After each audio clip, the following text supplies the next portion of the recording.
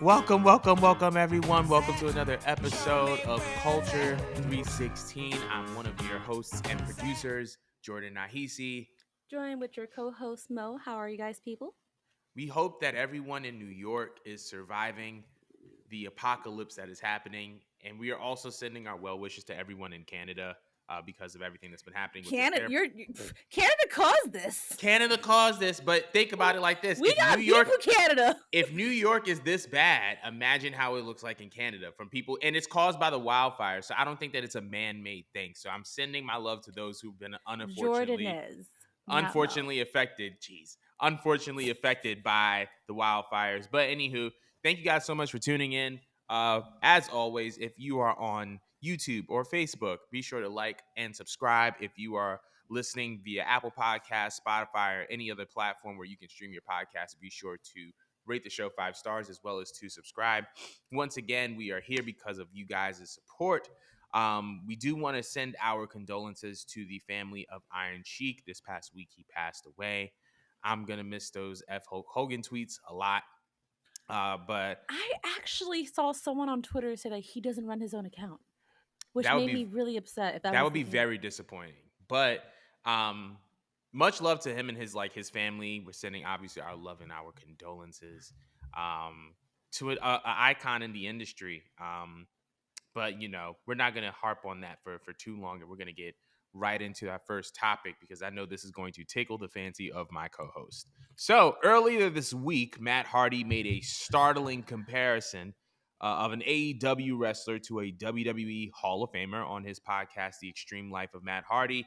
Matt Hardy said that Orange Cassidy is like The Undertaker. They're great wrestlers with outlandish characters. Matt went on to talk about how Tony Khan depends on Orange Cassidy the way that Vince depends on Taker. So I wanted to know, how did you feel about this comparison? Anytime Matt Hardy does anything, I'm very much bothered. But I must ask, reading that headliner, is it crack? Or are you still recovering from that bump from like 2019 when you got a concussion, bro? Because that was a very bold comparison. A very bold comparison. Out of everyone on that roster to have compared to the Undertaker, and I feel like in general, most people would be sensitive to an Undertaker comparison because they're like completely different. Mm-hmm. Like the Undertaker was something that was created by Mark Calloway himself, but that was also Vince's literal creation. Yep. That he made. And similar to Cassidy, blurred the lines of, reality and, the fakeness. But The Undertaker himself became such like a big character, such a grandiose character that I felt like he was just like a staple in the business to where the business was kind of built sort of around him and the other pillars at their respective times. And I just think that that's such a bold statement to compare Orange Cassidy to The Undertaker. The only thing that you could say that they have in common is that they have very odd gimmicks that work, but that you could have compared to anyone else. Like I had said in the chat, R-Truth to me is like a parallel to Orange Cassidy, minus the fact that Orange Cassidy has an actual legitimate title reign that's not the 24/7 title. To me, he's like a gimmick act, whereas The Undertaker has a gimmick act, but you take him as a very, very, very serious top competitor. And I don't even think Orange Cassidy, to me, is a top competitor. He's there in the mid card, like maybe top of the mid cards, but I never looked at The Undertaker's top of the mid cards. Kind of weird to me.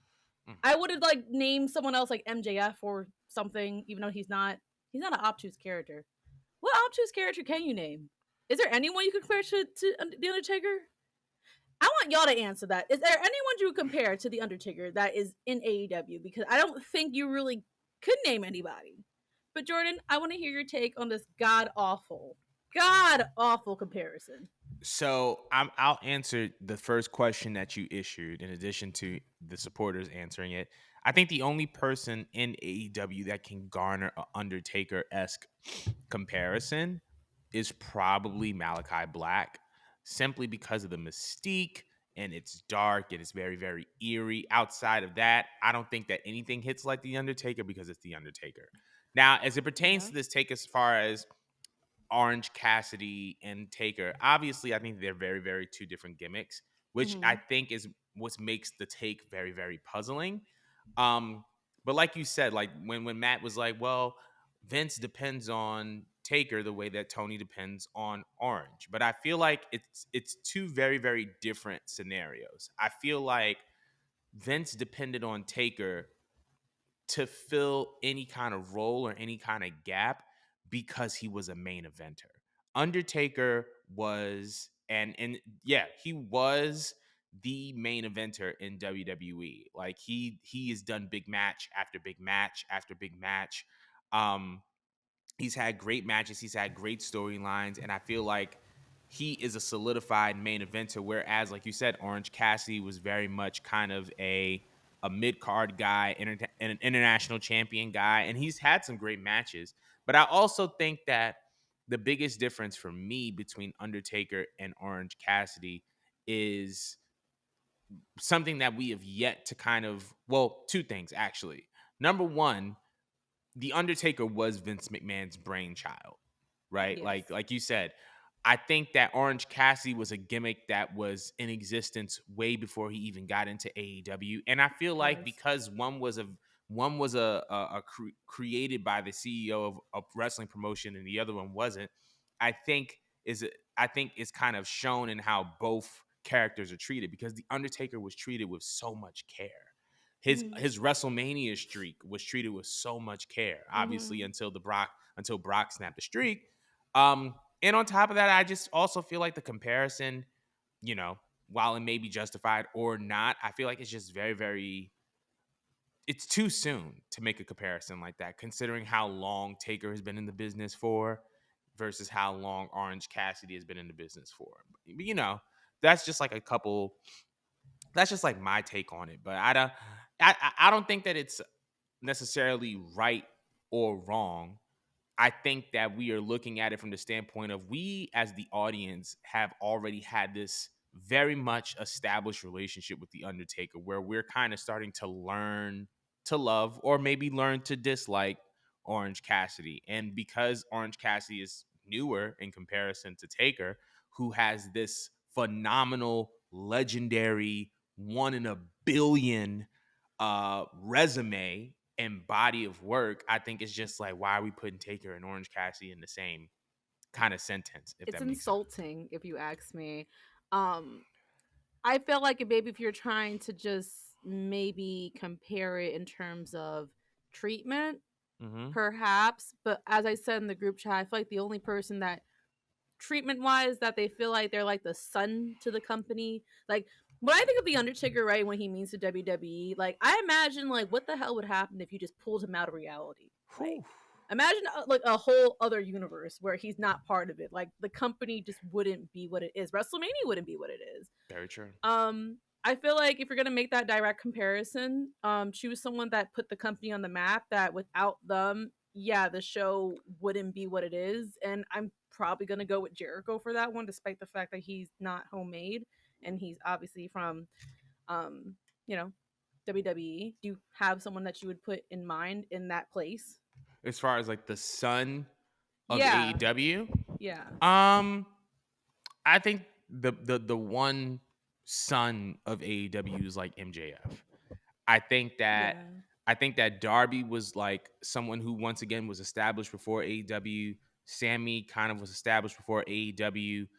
I think Jungle Boy may be another one you consider a son of AEW, but I feel like obviously MJF is just clearly more successful and he's kind of been the prominent guy since the inception of AEW. That's So fair. I think that if there was anyone that you would say is like the son of AEW, it's MJF. I mean, he's been mentored. He was mentored by one of the founding fathers in Cody Rhodes. So it's There you like he's go. literally kind of like AEW embodied, even though he likes to talk about the bidding war 2024. He's an AEW guy through and through, and he's the son of AEW. Um, Interesting. All that's my right. take on it. But we want to know how y'all feel about this take of Undertaker and Orange Cassidy. Is Matt Hardy right? Is he wrong? Whatever. Let us know in the comments. we're moving on because last week on WWE SmackDown, WWE celebrated the 1,000-day reign of Roman Reigns, and they introduced a brand new WWE Universal Undisputed Championship belt. It was gold. I have my opinions on it, but I wanted to know, what were your impressions? Well, we've had like discussions about the bloodline and the storyline, and like that's for a different day. But I just wanted to know your impressions on this belt, on this championship. I'm like, I don't completely hate it, but I also am not in love with it. I'm not sure if it's like the shade of gold or the imitation of gold that it's supposed to be, but it like kind of has like a piss yellow tint, and it kind of makes the belt look like it's fake gold. Mm, So that's probably like my biggest ick. I don't mind that they changed the color, to be honest, because I do feel like when I look at the belts from 15 years ago or something compared to what we got now, I don't think the belts right now look like they're top of the line prestigious belt for such a profound company, mm-hmm. compared to like when I looked at maybe the belts from New Japan from a couple of years ago. Not the one right now. I'm talking about like the one from like I'm like 7 years ago. Like the big heavy one that was like 30 pounds. Yeah, IWGP. Yeah. Yeah, that one like looks so legit, and I just feel like WWE should go back to like very legit looking belts. I feel like the colors just look childish and funky, but I mean it's probably good for marketing in Mm-hmm. that sense. But that belt itself, I mean, I don't completely hate it. I just wish that they would adjust the color and maybe that they would put more like engravement into it, because I feel like what I love about Seth's belt, yeah, I know that's mirroring like the World Heavyweight Championship and all that stuff, but like I just love like the detailing because it really does like look like a work of art. I feel like the one that Roman's holding actually just kind of looks cheaper compared to Seth's. Mm, It's weird. I don't know. It just one looks very gimmicky, one looks very legit when mm. I look at their belts side by side. So that's just my take on it. But what do you think? So there's a couple of points that I want to touch on with this particular belt design. I'm gonna bring it to. I had a conversation with one of my coaches at a gym, and we were talking about this particular belt, and we were talking about specifically the, even though he has nothing to do with this, well, he does have something to do with this championship reign. The impact of John Cena's WWE Championship spinner belt is still felt today, because I felt like the moment that that championship was introduced, there was another layer of holding a championship that wasn't had before. And like now, WWE championships feel like jewelry. It feels like a nice chain. It feels like a nice watch. It feels like a nice ring. Like when I look at the championship belts, it feels like something that's supposed to kind of adorn you as a Mm, character and as a person, rather than being like, I'm the champion of the world, if that yeah. makes sense. And so, because of that, when I see this, it kind of carries on that kind of reimagining of the WWE Championship that John Cena kind of introduced with the spinner belt, in the sense that it feels like jewelry. So that's my first point. Second point is, I think that this belt looks fantastic. And I think that the reason why is because of just obviously the design and the color. I felt like the way that the light was hitting it, I feel like because it was under the lights that it was under, which is like the lights were very like just white and plain, it didn't really give it like the vibrance. But if you put that belt under some warm light, like an orange light, it looks so good. Let me look at this And damn belt again.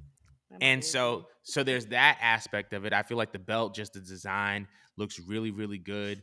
I love just like the color, the size. I love the contrast. Funny part about the belt is that if you were to go into 2K, a lot of like the custom made mods of like new championship belts, like they literally made a belt that was created on 2K by like a bunch of users. So like they kind of like Hmm. listened directly to the fans and was like, okay, the fans actually want this type of belt. And now it kind of resembles each other. So there's that. The third is that it's cohesive with the storytelling of the bloodline and of Roman Reigns. Why? Because something that has been a common theme since Roman has had the belt is that everything he touches turns gold. We saw the gold boots, we've seen the gold glove, and now he has the gold belt. So everything that he's literally touching is turning to gold. And so the fact that they're kind of keeping the storyline alive with the addition of this belt, and now because of his reign and how prestigious it's been, and this is going to be the belt moving forward for a significant amount of time, now that belt is going to represent the fact that you conquered Roman Reigns because you're taking something that is of him, of his character, and of his story, and you're carrying it on. Does that make sense? It does make sense. I just feel like now that you mentioned John Cena and how, he got his own custom belt, he made the spinner a Yeah. thing. You got MJF and AEW, he made a Burberry belt. Do you think it was just like very simple or just like, I don't know, a little lazy that all they did was just give Roman a gold belt? Because now that you mentioned John Cena and I think about what John Cena meant to the company, and I'm thinking about how long this bloodline storyline has went, I'm actually surprised he didn't get his own custom belt out of all this. That all they did was just adjust the color underneath him. Like it, you can make two arguments for it. You can make two arguments that maybe he didn't need all like the goofy gimmicky stuff, and that yeah, he is the first to change the belt to something that's gonna be like permanent like this. You know, based off of what you said, that Yeah. everything he touches turns to gold. But I don't know. I kind of wish there was a little bit more. I'm still looking at the side by side like with him and Seth, and Seth's belt just again, it just looks it looks like it just looks like Seth, money to me. Cause Seth's belt looks like well, I feel like Seth's belt was obviously modeled after Big Gold, and I think that that's kind of widely regarded as one of the best looking belts that WWE has ever had. As far as like the custom belt for Roman, I don't think that it's bad that he didn't necessarily get a custom belt. I think that the reason why John Cena's custom belt worked for him is because it was in alignment with his character. This mm, is '05. He was coming out with the chain gang chain that looked like the G Unit chain, the yeah. baggy shorts, the throwback jerseys. It was hip hop culture personified. And Hmm. that belt signified hip hop culture personified. This new belt, I think it just represents prestige. I think it represents flash. I think it's also, while it's flashy, I think it's also conservative. Yeah. And I think that that represents Roman Reigns. When we talk about Roman Reigns, he's the tribal chief. He is this mob godfather, mafia type of leader type of guy. And I feel like because the belt looks the way that it does, I think it's in alignment with his character. And I think that that's more important than anything. Like, could we have seen a nice big old R instead of a W? I mean, yeah. But I feel like that's not in alignment with the character. That's not who he is. When I see that gold belt, I think of Tribal Chief. I think of essentially the Godfather of WWE, the mass conqueror, the guy who makes everything more valuable that he's involved in. Like when I look at the belt, I see that, and I think that because of that, they accomplished their goal kind of with that belt. So I guess in my head I was expecting some like form of Samoan being just dribbled in, and not so much changing the W, but like maybe I don't know behind it, or maybe like a the print, belt or yeah, something. So not the belt, the strap being like something that just shows, I guess, his lineage. Because I mean, again, like they take up a bulk of TV programming. time, yeah. You would think that they would invest that into the belt, but it's not a terrible belt. Like if I had to give this out of like a scale 1 through 10, I'm probably gonna give it like I don't know 7 for me. I give it an 8. I give it an 8.5. Okay. I like it that much. But we want to know how y'all feel about the belt. Let us know in the comments below how y'all feel about this new WWE Universal Undisputed Heavyweight Championship. But speaking of new champions and new championships, it's been a little bit under 2 weeks since WWE has crowned their inaugural World Heavyweight Champion in Seth Rollins. What are your impressions on his reign thus far? The impressions on the belt, the impressions of him, his reign. Let me know. I already told you guys how I feel about that belt. I'm already obsessed with that belt. I didn't like it at first, but then seeing it on Seth, it automatically just fit. It just fit him so well, and you do have to see it on to get the full, the full image. So he looks like $1 million in it. No complaints about the belt whatsoever. But as far as Seth goes, I mean, he just gets better and better to me every single week, and I just love the fact that he's treated like he is important, that he is the threat, that he is top talent. I like the consistency with his character, but how he's kind of getting cocky with it. I love the little jab that he threw at what was Finn. He Yeah. threw a jab at recently. Such good shit. I just love him. I love him so much because you could kind of treat him like a baby face and a heel with his character. You don't have to make too many adjustments, so he could keep this character for a long time with that because he's comedic and likable, you know. But yeah, he's been doing great. I expect great matches, and that's what he especially did with his first title defense. I'm probably expecting for him to hold on to the belt for at least 6 months. What do you think? I agree with you. The belt looks great on him. Over the past 2 weeks since he's won at Night of Champions, he's either opened the show or closed the show or both. And I think that those are the two most memorable moments of a show is the opening and the closing. And so the fact that he's heavily featured in both of those moments shows you that WWE Creative is fully behind him, that Triple H is fully behind him, and I'm very, very glad at that. Um, I think that the fact that he's been issuing this open challenge has already paid dividends, right? Like we see Damian Priest and that segment that Damian Priest, Finn, and Seth. And we saw how that segment went. And we saw that little look that Finn Balor shot at Damian Priest when Damian was like, I don't need Finn or Rhea or Dom to beat Seth Rollins. And you saw how Finn kind of looked at Damian. And it's just like, just the fact that there was a championship involved has already created a potential rift, and now there's another potential story there. That Mm-hmm. story now has a starting point, and it all goes back to the title. And then Yep. now on top of that, you have Finn who's probably going to go after that title, right? Probably for another show. We saw their little stare down at the end of Raw, and then on NXT we see Braun Breaker issuing a challenge to Seth for Seth to come down to NXT to put the world title on the line. Hmm. And so now we have some potential there. So I feel like the reign is already extremely valuable because it's already paying dividends. It's already putting guys in the main event spot because now people are looking at Damian Priest and they're like, I could see him breaking off from the Judgment Day. I could see him doing his own thing.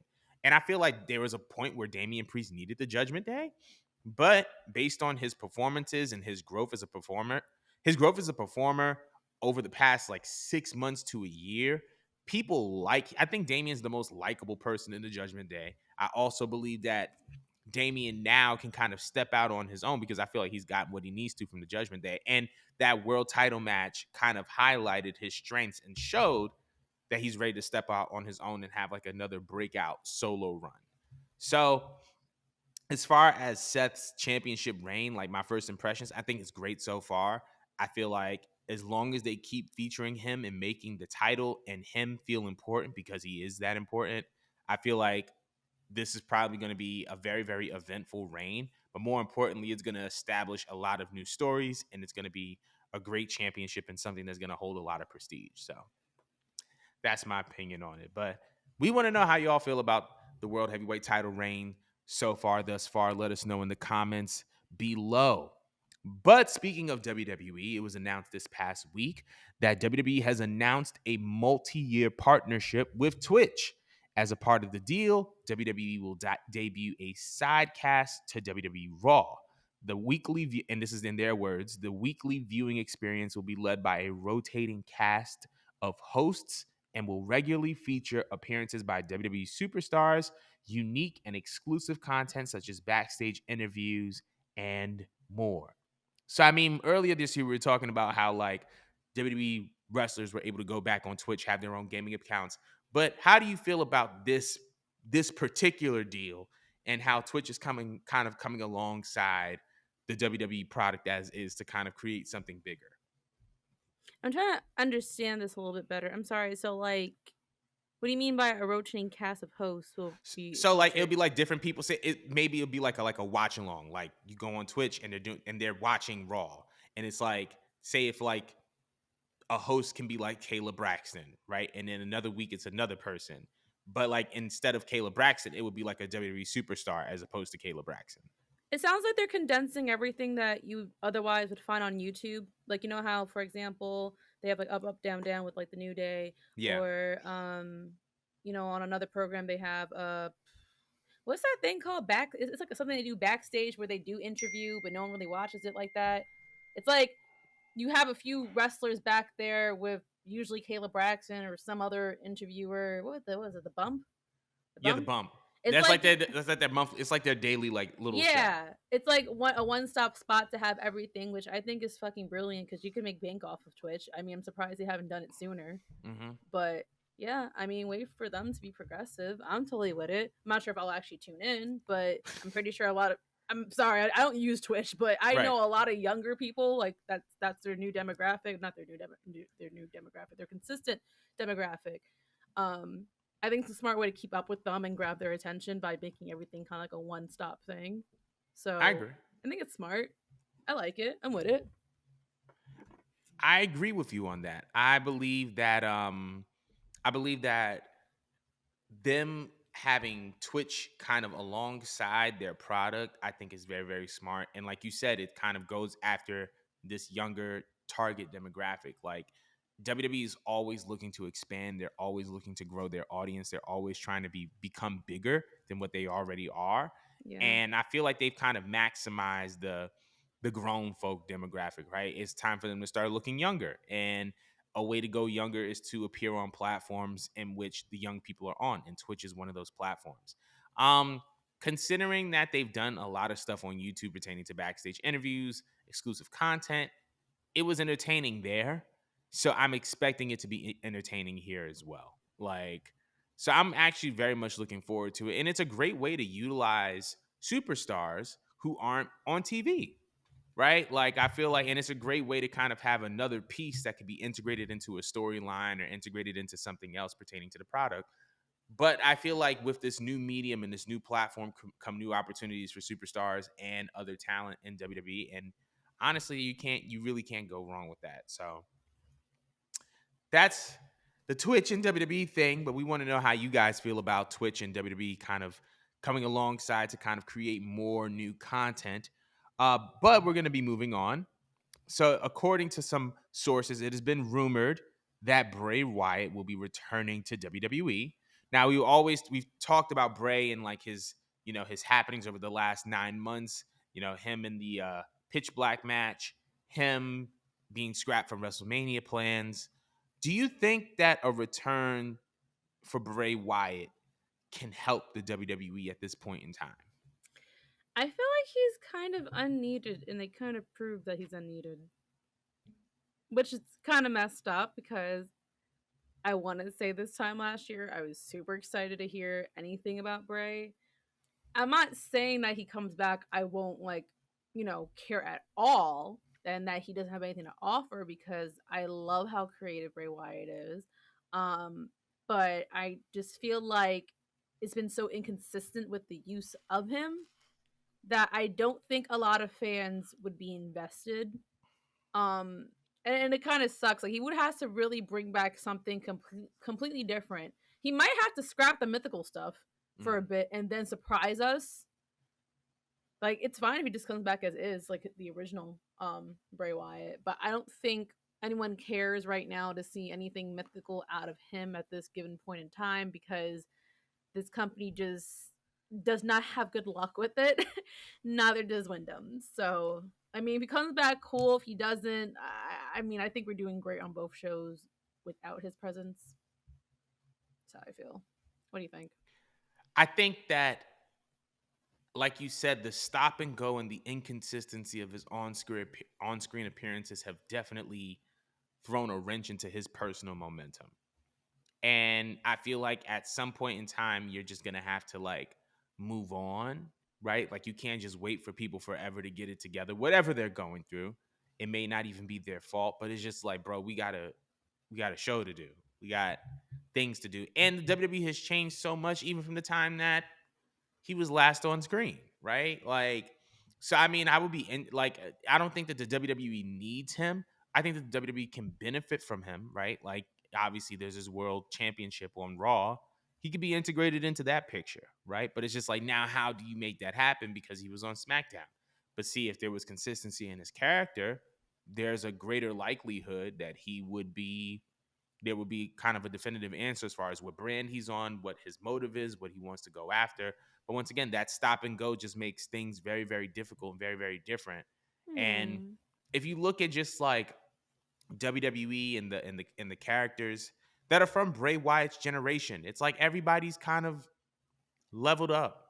Everybody's kind of like moved up in their own particular way, whether it's Seth on Raw, whether it's Roman on SmackDown, whether it's the Four Horsewomen, whether, Charlotte, Bailey, even Mercedes and New Japan. You know what I mean? Like everybody is kind of leveled up in a way.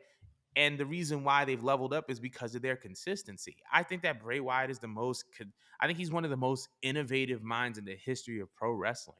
The stuff that we've seen him conceptualize is absolutely phenomenal. But if you don't have the consistency to execute it, or if you're not fleshing out your material as much as you possibly can, and you want to take breaks, that's only going to hurt you.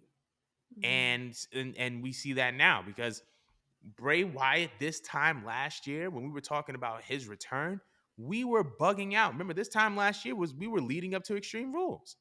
And that's and we were all buzzing about his return.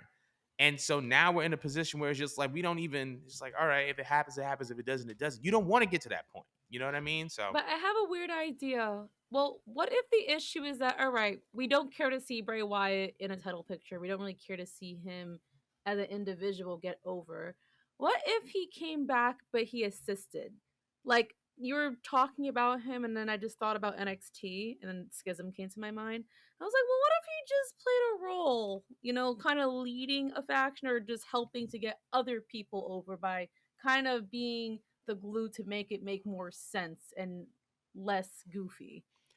that can work. But now the counterpart to that is Schism ready as a faction? Oh God, no, not after that performance by Ava Rain the other day. Then that's what I was looking for. Because that's Uh, another piece, right? Bray, we're not denying Bray's talent and his ability to get people over and his ability to kind of help bring other people up. Because part of the reason why we know of guys like Brody Lee, rest his soul, Eric Rowan, Braun Strowman, is because of what even Alexa Bliss at one point is because of the creativity and the talent of Bray Wyatt. So we're not questioning that, but it's just like now, if we are going to put somebody next to him, he is going to put somebody over, are they ready? And that's another moving piece. But does he fit? Is I guess the question in all of what's going on. I feel like that can only be solved by him being consistent. If he's All right, consistently there, they'll find a way for him to be included. If he's not, then it makes it a little bit tough difficult. luck. But we want to know how y'all feel. If Bray Wyatt returns, is this a needle moving move for WWE? But we're gonna move on.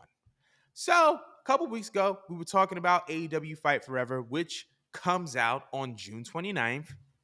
And I think Mo was saying something about the gameplay, and she hadn't seen anything about the gameplay. But guess what, ladies and gentlemen? We have come across some gameplay. All right. We've come across multiple pieces of gameplay. And I'm going to hold my opinion to myself for right now. But Mo, I want to hear your opinions on AEW Fight Forever, considering that we've seen gameplay now. Oh yeah, this game honestly looks so much fun, and I was surprised by it. And I think my issue is that I have gotten so used to seeing WWE games trying to behave more realistically that I forgot what it's like to just play just a fun wrestling game that's just, it's not trying to be realistic. It's just it's supposed to be goofy. It's supposed to be fun, kind of like SmackDown Here Comes the Pain or Shut Your Mouth, or the earlier SmackDown versus Raws or My Favorite Day Reckoning. Like, I love how the game's cartoonic.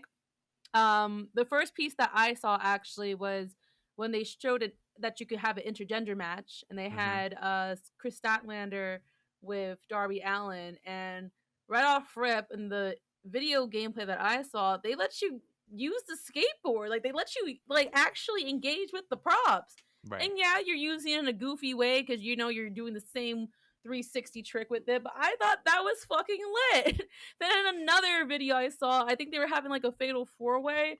Bro, I'm not sure if this company ever had bombs in AEW, maybe during a death match, but it was so random but awesome that you could take a bomb and break up a pin with that. Like, it's so stupid, but it's fun, and that's how wrestling games should be.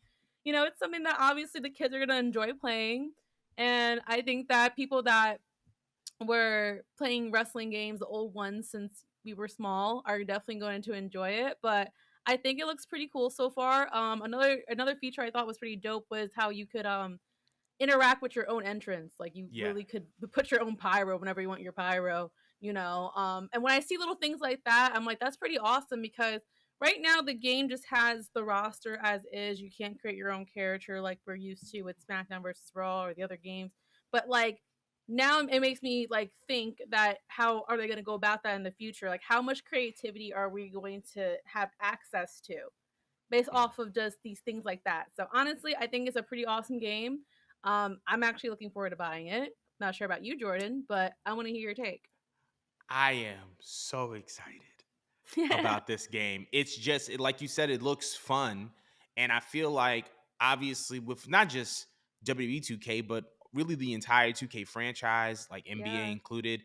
I think that now as we're moving into kind of 2023, 2024, there's a big emphasis on the realism behind certain video games. And while that's valid, and I think that there's a place for that, I think that sometimes you forget that this is all about just having fun. Sometimes Yeah. it's not supposed to make sense. It's just supposed to be just fun. And when I Hmm. saw the whole like going for a pinfall and somebody throwing a bomb in there, like that's nuts, but it's so much fun. And I think that they're I mean, this is something that they've talked about since the beginning in the process, right? It's like we Yeah. want this to be a WWE No Mercy-esque game. We want you to be able to, we want something that's easy enough for anyone to pick up and play with, but something that is complex to where you want to like sit down and master it. This is gonna be a game that is about fun. I don't even think it's gonna be something that is gonna be compared to WWE 2K.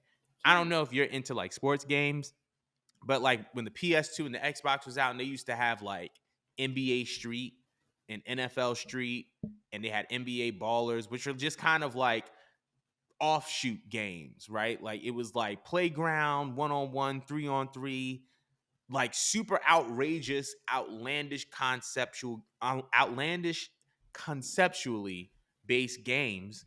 And it was just all of just about having fun. Like obviously, you're not gonna be able to do 3 somersaults and then catch a football between your leg. You can't do that in real life, but it's fun. No. It's not supposed to make sense. Video Sometimes it's gonna games be are supposed fun. to be an escape from reality, and I think we've forgotten that. That Yeah. that. And I think that AEW Fight Forever is going to be the NFL street or the NBA street of wrestling games, and it's going to be needed. I think that people are going to need this game, and we got a bunch of playable characters like Owen Hart's in it. That's great. Obviously, Cody is getting double the bag, double the fun because he's going to be in AEW Fight Forever as well as CM Punk No and a one's bunch doing of. better. Is Brandy gonna be in it? I Do they have I managers in it? I don't know if they have managers in it, but I Oh. don't I don't know if Brandy's gonna be in it, but I hope as Please, long can as they just put that one tip in her? no, Just I don't say, want that you promo in know, there. I don't want it. I don't want it. I don't want it. I don't want it at all. I don't need it. I don't want it. I could do without it. But imagine you're about to play Brandy Rose and you're just like, well, I'm a black. And it's just like, God, no. We were doing so well. We were doing she so has no well. wrestling moves. That's pretty much a few of her It's functions. just she's just gonna do the promo and then they're just gonna lay out and then you can go for a pinfall. But I want to know what everybody feels about these AEW Fight Forever gameplay tidbits. Let us know in the comments below. We're moving on to the last segment of the show. The show's kind of flown by. So we saw something online, right? And it was a top wrestling finishers move that was generated by Chat GPT. If you don't know what Chat GPT is, it is an AI generated kind of thing. But yeah, they gave their top 10 WWE finishers of all time. And we're going to start from number 10. Number 10 is the Spear by Edge. Number 9 is the Sharpshooter by Bret Hart. Number 8 is the F5 by Brock Lesnar. Number 7 is the Attitude Adjustment by John Cena. Number 6 is the Pedigree by Triple H. Number 5 is the Sweet Chin Music by Shawn Michaels. Number 4 is the RKO by Randy Orton. Number 3 is the Rock Bottom by The Rock. Number 2 is the Tombstone Pile Driver by The Undertaker. And number 1 is the Stone Cold Stunner. I think this is a great list. But I wanted to know your impressions on this top 10 list that was not even generated by a human being. That part still has me floored. Like, I thought that WWE actually put something together that was supposed to be an agreement. 'Cause normally they put up these stupid lists, bro, because they're trying to start discourse. I know that they're trying to do that, but when I saw this, I really thought, okay, they just want to have a good day today. But no, but no, it was actually just computer generated. And like when I'm looking at this list, I'm like, okay, well, if I looked at this list and you asked me this question 10 years ago, 5 years ago, present day, does this list make sense across the board? And it actually does. It does. Because when I was a kid, I probably did half of these moves. And That's if a you, fact.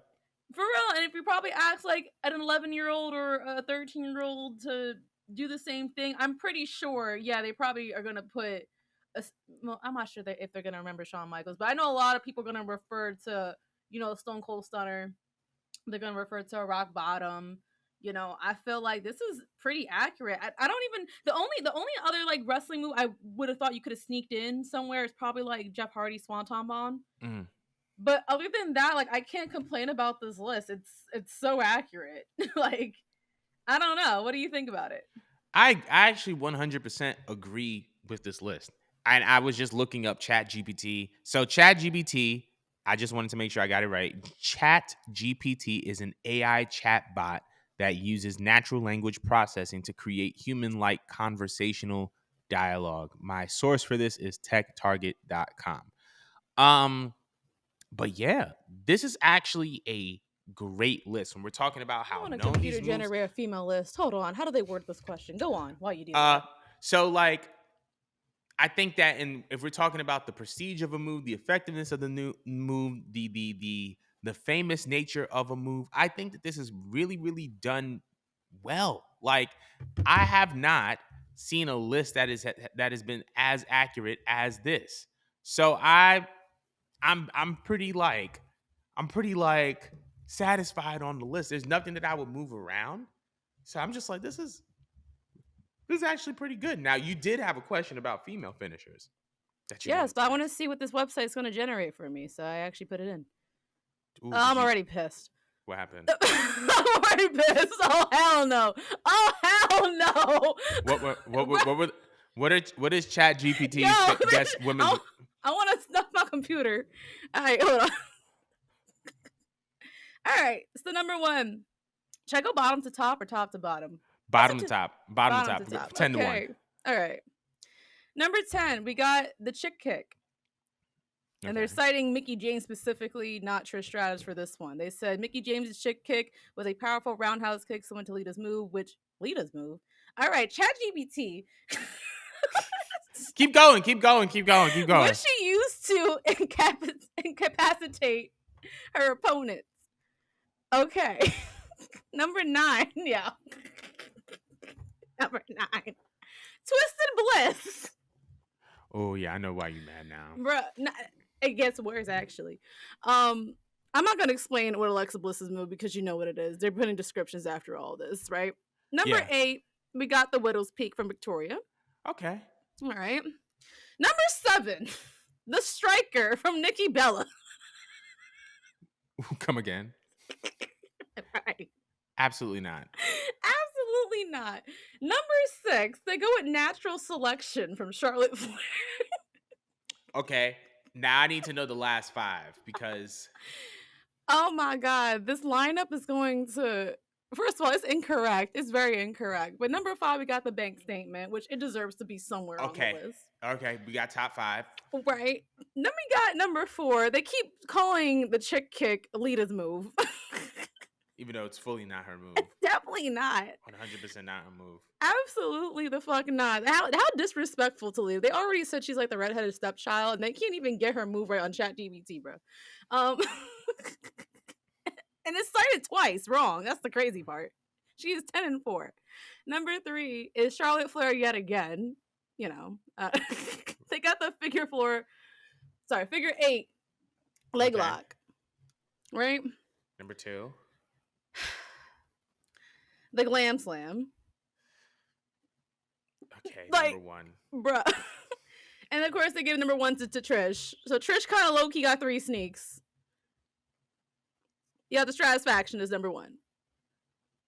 I smell white supremacy. It really is, bro. I need to ask ChatGPT, are you racist? Because, bro, they're like, what? See, this is the reason why we need black people in tech, because we wouldn't have stuff like that. But we could shuffle that whole list around. I feel like everything except for Alexa Bliss's move is considered top 10. I just feel like the order is wrong. No. Why is Nikki Bella in here? Like, oh yeah, those two, the Striker, was insane. That was nuts. Nah. I have to make my own list because I don't agree with this shit. All right, so here's what we're gonna do. We're gonna start off the show next week with your top 10. Absolutely, because this is your racist. top 10 women's wrestling finishing moves. Bro. But we want to know if y'all agreed with that initial top 10 list of male finishers in WWE that was generated by ChatGPT. Let us know in the comments. But that concludes our show for today. Thank y'all so much for joining us. Once again, next week, Mo's going to be kicking off the show for top 10 women's wrestling finishers. And yeah, that concludes our show for today. Thank you guys so much, and we'll see you next week. Bye.